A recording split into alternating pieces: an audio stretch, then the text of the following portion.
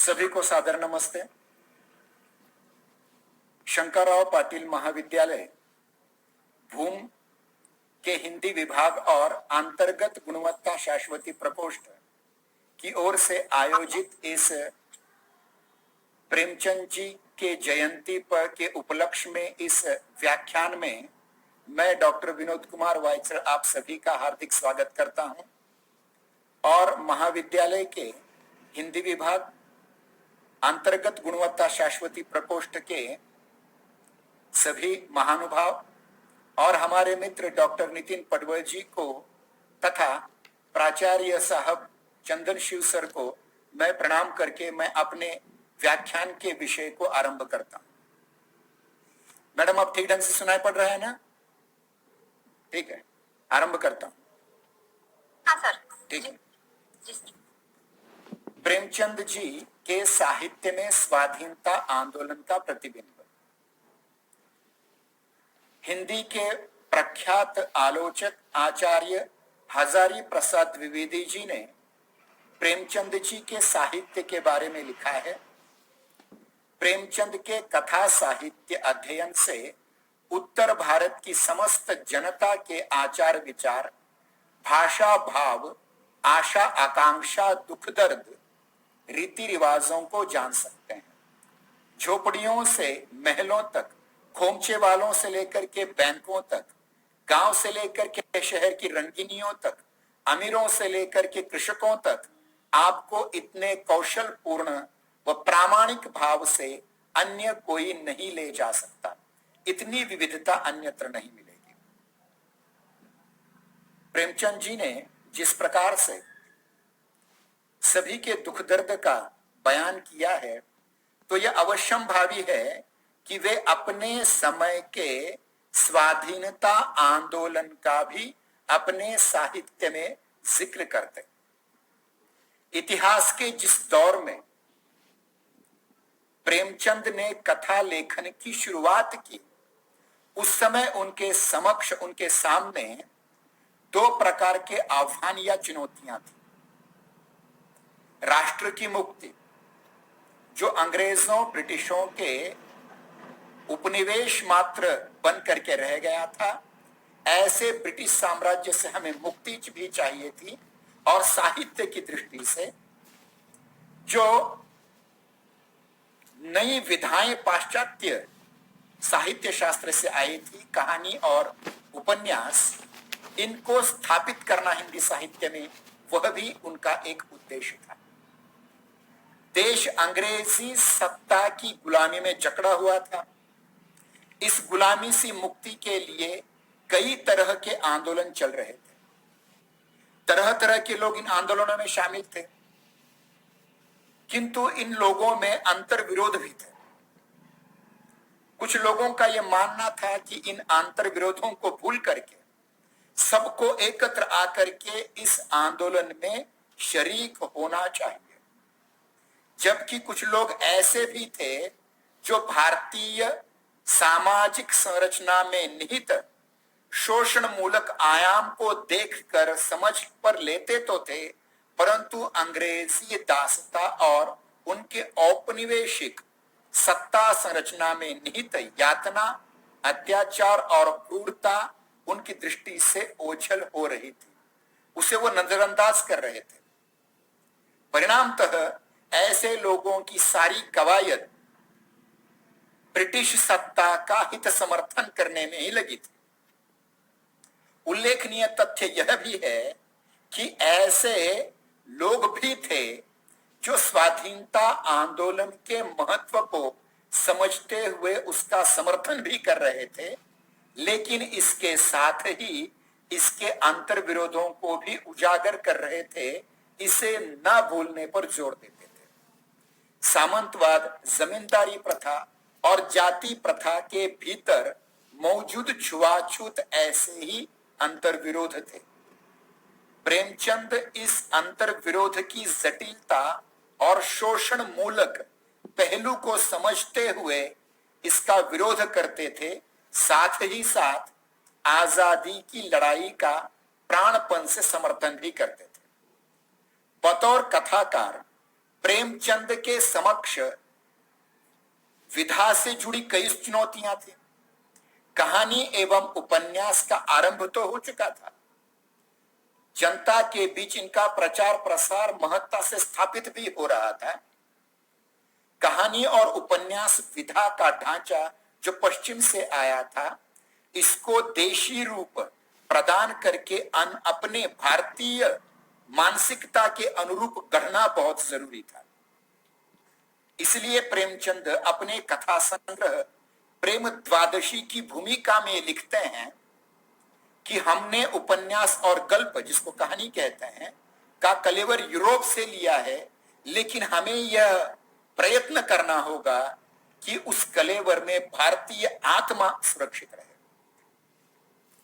प्रेमचंद उन लोगों में से नहीं थे जो गल्प का यूरोपीय ढांचा स्वीकार करने से परहेज जिन्हें था। उन लोगों में से भी नहीं थे जो यूरोपीय ढांचे का उपयोग करते थे लेकिन स्वीकार नहीं करते थे। यूरोपीय ढांचे के भीतर भारतीय आत्मा रखना प्रेमचंद के समक्ष सबसे बड़ी चुनौती थी। ऐसा करके तत्कालीन लेखक विचारक अंग्रेजी सत्ता के वर्चस्ववादी सांस्कृतिक तर्क का प्रतिरोधी विमर्श गढ़ रहे थे। प्रेमचंद ऐसे ही लेखकों विचारकों की श्रेणी में आते हैं।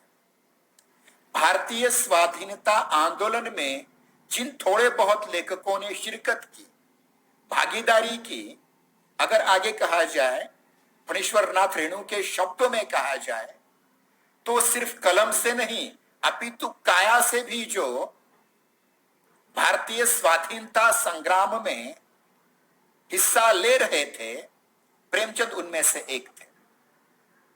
उन्होंने स्वाधीनता आंदोलन के लिए न सिर्फ पत्र पत्रिकाओं में लेख कथाएं लिखी, अपितु काया से भी, मतलब स्वयं भी शिरकत की। उनके कहानी लेखन का आरंभ देशभक्ति की कहानियों से हुआ, जिसका सभी दृष्टियों से अनवरत विकास होता गया।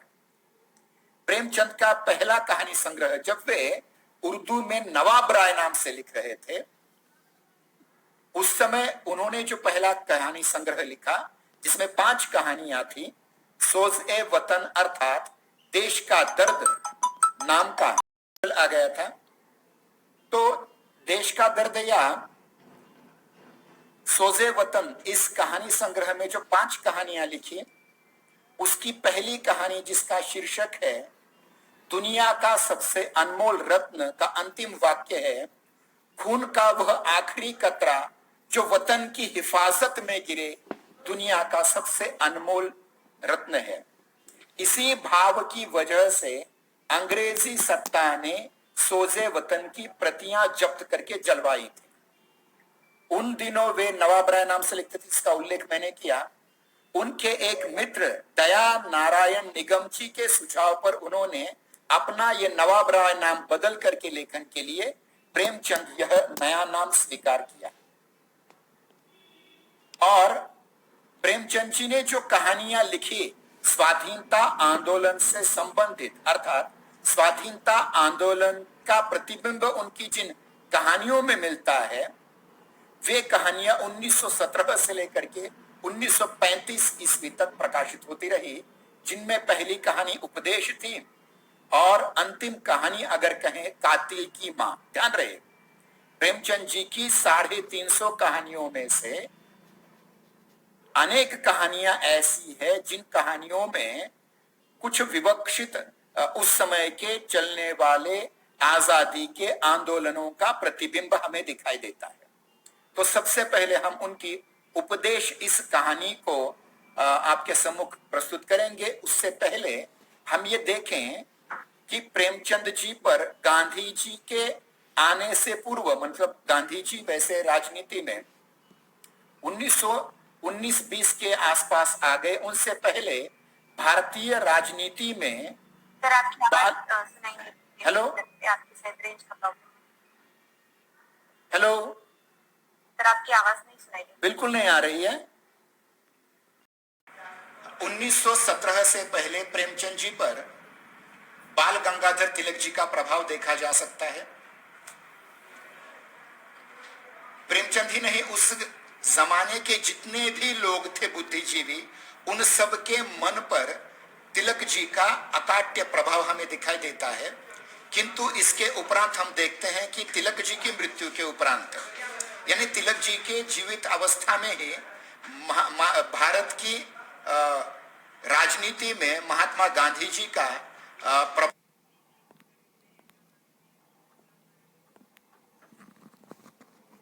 आ गया था। भारत के संविधान सभा की ओर से बाबू जगजीवन राम जी गांधी जी के पास गए थे। इस प्रसंग को आप श्याम बेनेगल जी की जो सीरियल है संविधान की, उसके पहले भाग में आप देख सकते हैं कि गांधी जी ने बाबू जगजीवन राम से क्या कहा था। ये कहा था गांधी जी ने कि स्वराज निकट आने में, यानी स्वराज का यह जंतर भारत के भावी विधान की कसौटी है। मतलब अंतिम व्यक्ति को देखो, और यह वह व्यक्ति जो समाज के या राष्ट्र के विकास में सबसे अंतिम अंत्य है, जो अंत्योदय गांधी जी ने कहा था, वह निचोड़ है। और प्रेमचंद जी के जितने भी दीनहीन किरदार हैं, वे सारे के सारे किरदार हमें यहाँ दिखाई पड़ते हैं। प्रेमचंद जी ने बहुत महत्वपूर्ण उपन्यास इस विषय में लिखा है, जिसका नाम है गबन। आप जानते हैं कि गबन उपन्यास की नायिका जो है जालपा, अपने पति से बार बार आभूषणों की मांग करती है, इसलिए वह अपने कार्यालय में गबन भ्रष्टाचार करके बहुत सारे रुपए उठाकर ले जाता है और डर के मारे भाग जाता है। उसे देवी दिन अपने घर में पनाह देता है और उसी देवी दिन के दोनों बेटों की शहादत केवल और केवल जालपा के पति के कारण होती है।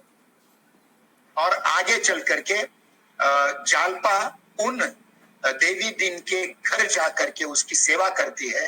मतलब जालपा जब तक अपने घर में थी तब तक वह आभूषणों के लिए लालायित महिला के रूप में दिखाई गई है, लेकिन जब वही जालपा देवी दिन के पुत्रों के घर की सेवा करने लग जाती है, तब वह एक महान राष्ट्रभक्त महिला के रूप में हमारे सामने आती है। और अपने पति रमानाथ तक को वो क्षमा नहीं करती, क्योंकि रमानाथ की गलत बयानी की वजह से, गवाही की वजह से देवी दिन के बेटों को फांसी पर चढ़ाया था। और इसलिए हम ये देखते हैं कि प्रेमचंद जी के सभी उपन्यासों में, सभी कहानियों में, जिन कहानियों का मैंने जिक्र किया, आहुति कहानी है, उपदेश कहानी है, तावान कहानी है, इन सभी कहानियों में उस समय चल रहे भारत की स्वाधीनता के प्रतिबिंब हमें प्राप्त होते हैं। इतना ही नहीं, उन्होंने देखिए कि राष्ट्रीय आंदोलन में मध्य वर्ग की भूमिका को स्पष्ट किया, राष्ट्रीय आंदोलनों में निम्न वर्ग की भूमिका को स्पष्ट किया, राष्ट्रीय आंदोलनों में महिलाओं की भूमिका को स्पष्ट किया है। खास करके यहाँ देवी दिन की बात में जो निम्न जाति का देवी दिन खाटिक व्यक्ति है, वह उपन्यास के नायक जो गलती से अंग्रेजों के ओर चला गया है, अंग्रेजों की लिए शहादत दे करके उसने एक प्रकार की गवाही दे करके आंदोलन की करने वालों के विरुद्ध कहा था। तो ऐसे भद्र समाज जो तथाकथित उच्च या उच्च मध्य वर्ग का समाज है, उस पर टिप्पणी करते हुए देवी दिन कहता है, इन बड़े बड़े आदमियों से कुछ नहीं होगा, इन्हें तो बस रोना आता है, छोकरियों की भांति बिसुरने के सिवा और कुछ नहीं आ सकता। बड़े बड़े देशभक्तों को बिना विलायती शराब के चैन नहीं आता। उनके घर जाकर देखो तो एक भी देशी चीज नहीं मिलेगी।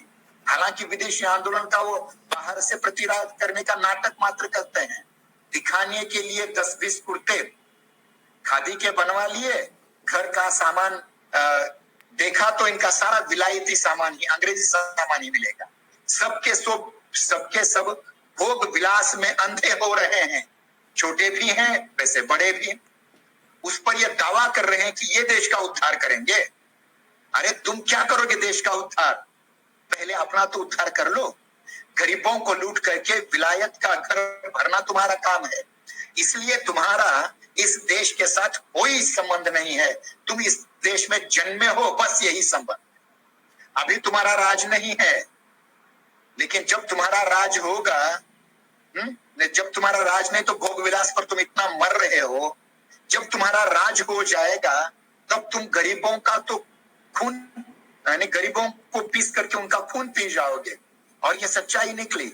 स्वाधीनता के बाद जो काले अंग्रेज देश की राजगद्दी पर बैठ गए, उन्होंने किया क्या ये सब आपको पता है, जान बताने की आवश्यकता नहीं है। ध्यान रहे, प्रेमचंद जी अपने समय से आगे देखने वाले व्यक्ति थे। उन्हें ये पता था कि आजादी के आंदोलन में जो प्रामाणिकता से प्रयत्न करने वाले हैं उनको फांसी मिलेगी, उनकी हत्या कर दी जाएगी। उनके रंगभूमि उपन्यास का जो अंध सूरदास है, उसकी मृत्यु के रूप में उन्होंने गांधी जी की मृत्यु कैसे होने वाली है इसका पहले ही भविष्य करके रखा था।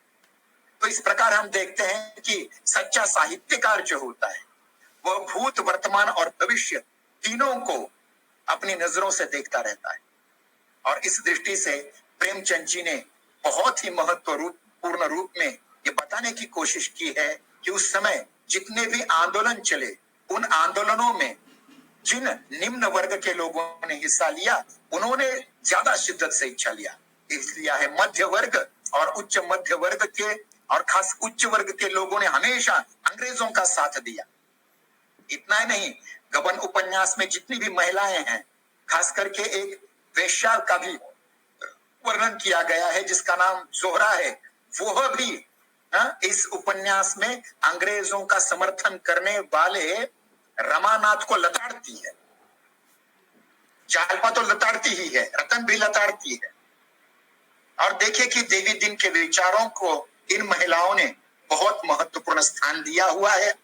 इतना ही नहीं, देखिए प्रेमचंद जी के किसी भी उपन्यास कहानी को सामने लेकर के देखो तो जो स्वाधीनता का आंदोलन केवल अंग्रेजों से नहीं, केवल ब्रिटिशों से नहीं, जो परंपरागत हजारों वर्षों की मानसिक गुलामी में हमारा भारतीय जनमानस था, उन सबको लताड़ने का काम प्रेमचंद जी ने किया हुआ है। इस विषय पर बहुत कुछ बोला जा सकता है, खास करके जो यानी इस काल में प्रेमचंद जी ने ये बताने की कोशिश की गई है कि हमें आजादी गरीबी से चाहिए, हमें आजादी गुलामी से चाहिए, हमें आजादी अज्ञान से चाहिए, हमें आजादी अभाव से चाहिए, हमें आजादी अन्याय से चाहिए। तो इस प्रकार से उस जमाने के स्वाधीनता के आंदोलन में जितना भी प्रयास प्रेमचंद जी ने किया है वह किसी अन्य लेखक ने नहीं किया हुआ है, ये हमें दिखाई देता है। खास करके उनके उपन्यास गबन, कहानी उपदेश, कहानी तावान, कहानी आहुति और खास करके उनका जो जब्त हुआ पहला जो कहानी संग्रह था सोजे वतन की पहली कहानी, जिसका शीर्षक था दुनिया का सबसे अनमोल रत्न, और उसकी आखिरी कहानी लौकिक प्रेम और राष्ट्रभक्ति का प्रेम, जिसमें मैजिनी और उसकी पत्नी जो इटली के एकीकरण के लिए बहुत प्रतिबद्ध थे, उनका भी उल्लेख उसने किया है, शेख मखमूर जैसी कहानी में भी।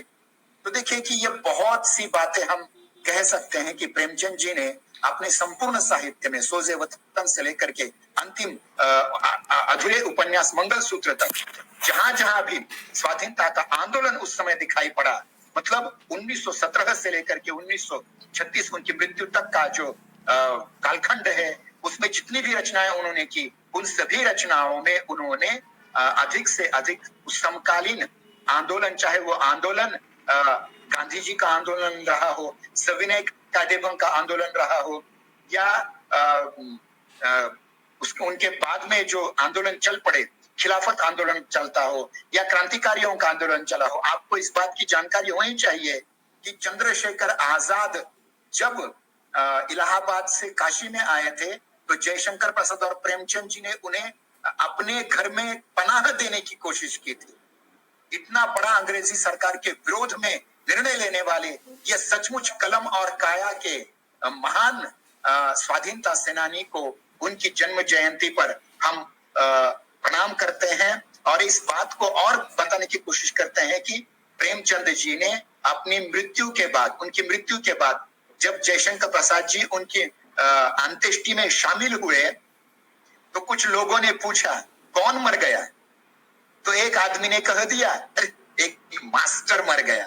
ये हमारे देश की सबसे बड़ी विडंबना है कि जिन लोगों ने स्वाधीनता के लिए अपने शरीर के खून की स्याही की, अपने हड्डियों का चूरमा बनाया, जिन लोगों ने, उनके बारे में भी उस जमाने की भी पीढ़ी ने उनका एक प्रकार से जो उपेक्षा की उनकी, उसका हम निषेध करते हैं और ये हम बताने की कोशिश करते हैं कि 75 वर्ष जो हम आजादी के मना रहे हैं, आजादी का अमृत महोत्सव हम मना रहे हैं, हमें बार बार ये याद करना पड़ेगा कि जिन लोगों ने हमारे देश की स्वाधीनता के लिए प्रयास किए हैं, जिन लोगों ने अपनी लेखनी से, बंदूक से भी खतरनाक काम किए हुए हैं, उन सबको, खास करके प्रेमचंद जी को, जयशंकर प्रसाद जी को बार बार हमें याद करना पड़ेगा। इतना कह करके मैं अपने विचारों को विराम देता हूं। कहने के योग्य तो बहुत कुछ है, फिर भी कुछ तांत्रिक कठिनाइयां आई, इसके लिए मैं तहे दिल से आपकी माफी मांगता हूं। और मुझे प्रेमचंद जी के इस जयंती के अवसर पर प्रेमचंद जी के साहित्य में स्वाधीनता आंदोलन का प्रतिबिंब, इस विषय पर बोलने के लिए मुझे यहाँ शंकरराव पाटिल महाविद्यालय के हिंदी विभाग और अंतर्गत गुणवत्ता शाश्वती प्रकोष्ठ की ओर से मुझे बुलाया गया। इसलिए मैं हिंदी विभाग, प्राचार्य जी और मेरे मित्र पडवल जी का शुक्रिया अदा करते हुए अपना स्थान ग्रहण कर रहा हूँ। धन्यवाद। बहुत बहुत धन्यवाद सर। आपने विषय को बहुत ही अच्छे तरीके से विवेचित किया। हम प्रेमचंद जी को जानते हैं, साहित्यकार के रूप में जानते हैं, पर उनके स्वाधीनता आंदोलन के दृष्टि से उन्होंने क्या काम किया और उसके साथ ही उनके साहित्य में किस प्रकार से स्वाधीनता का चित्र प्रस्तुत हुआ है, यह आपने बहुत ही सुंदर तरीके से कहा है। भारत की स्वतंत्रता तो राजकीय दृष्टि से तो हो चुकी है, परंतु आज भी हम देख सकते हैं जिसकी चिंता उन्होंने अपने साहित्य में की है, और वह चिंता जो है आज भी जायज हम देख सकते हैं, वह प्रासंगिक लगती है कि वह है सामाजिक दृष्टि से, सामाजिक शोषण की दृष्टि से जो स्वतंत्रता है वह होनी चाहिए थी, और वह होने की जो प्रयास है, जो कोशिश है, वो अब तक जारी है। वो हम देख सकते हैं क्योंकि भारत में भ्रष्टाचार है, अन्याय है, अत्याचार है, और वह चीजें दिखाई देती है। फिर भी हम कोशिश करते हैं कुछ ऐसे आशा की, और उस आशा के ओर हम तभी जा सकते हैं जब हम प्रेमचंद जी का साहित्य पढ़ें, प्रेमचंद जी को जाने, उनके साहित्य के उन पात्रों को हम अपने आप में जिए। बच्चों, आपको एक बात बताऊं कि प्रेमचंद जी क्या है। प्रेमचंद जी एक ऐसे साहित्यकार हैं जिन्होंने सामान्य लोगों के जीवन को उन्होंने अपने साहित्य के माध्यम से अभिव्यक्त किया है। प्रेमचंद जी वह साहित्यकार हैं जिन्होंने अपने किसान वर्ग के जीवन को अभिव्यक्त किया है। प्रेमचंद जी ही ऐसे साहित्यकार हैं जिन्होंने स्त्रियों के जीवन को बहुत ही संवेदनशीलता से उन्होंने अभिव्यक्त किया है। ये ऐसे बड़े साहित्यकार हैं जिनको समझना आप लोगों को बहुत आवश्यक है, और इसीलिए यह जो आयोजन किया है और यह प्रेमचंद जी का जो विचार है, प्रेमचंद जी का जो साहित्य है आपके सामने भी आ जाए, और आप लोग भी ऐसे साहित्यकारों को पढ़े, उनका चिंतन करना बहुत ही आवश्यक है। आज हम देख सकते हैं कि प्रेमचंद का जो साहित्य है वैसे तो बहुत ही विद्रोह का साहित्य नहीं है, फिर भी उन्होंने ऐसे साहित्य का गठन किया है, वह उसमें से ऐसे समाज का विकास हो सकता है। मतलब प्रेमचंद का साहित्य जो है तो विकास का साहित्य है। उन्होंने पूस की रात लिखा, हल्कू को लिखा, हल्कू को लिखते समय उन्होंने आलसी किसान को लिखा, और आलसी किसान होने, आलसी होना अच्छी बात नहीं, ये उन्होंने अपने साहित्य, अपने उस पात्र के माध्यम से कहा। स्वाधीनता आंदोलन में जिन्होंने जिन पात्रों को हम देख सकते हैं उन्होंने सहभागिता ली, ऐसे पात्रों को हम जब भी सुनते हैं और पढ़ते हैं तो हमको लगता है कि स्वाधीनता आंदोलन किस प्रकार से चल रहा था।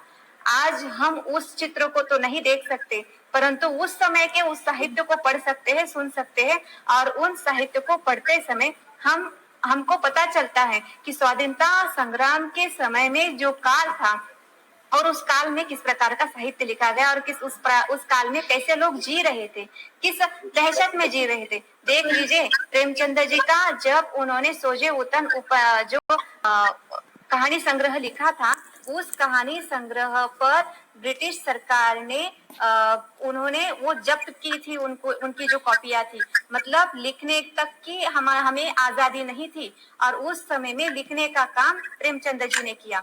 प्रेमचंद जी ऐसे साहित्यकार थे, उन पर गांधी जी का इतना असर था, वे डिप्टी कलेक्टर के रूप में काम करते थे शिक्षा विभाग में। फिर उन्होंने जब गांधी जी को सुना, उनके विचार को सुना, उनके गांधी जी के अहिंसा को सुना और गांधी जी को सुनने के बाद प्रभावित होने के बाद उन्होंने एक काम किया, उन्होंने किया अपने पद का उन्होंने त्याग किया और पूरी तरह से साहित्य लेखन के लिए प्रयासरत है।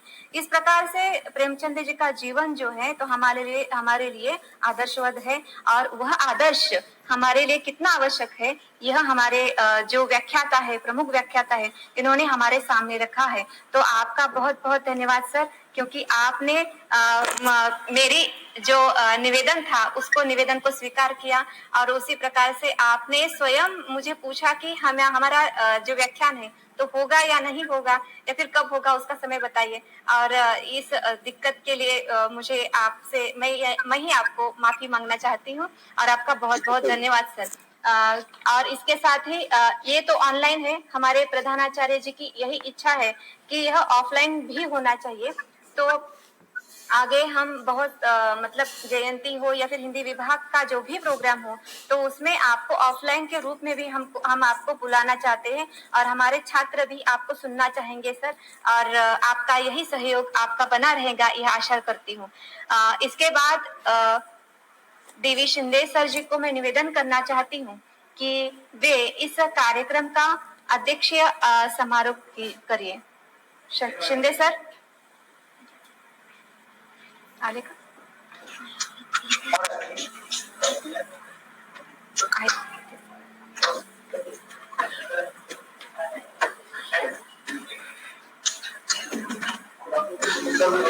ठीक आहे गेले हा ते करायचं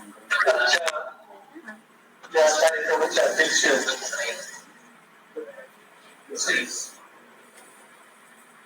आमच्या महाविद्यालयाची या कार्यक्रमासाठी उपस्थित असणार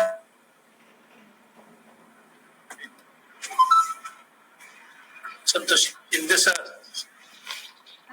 बोराडे सर आणि पटवळ सर तसेच IQC प्रमुख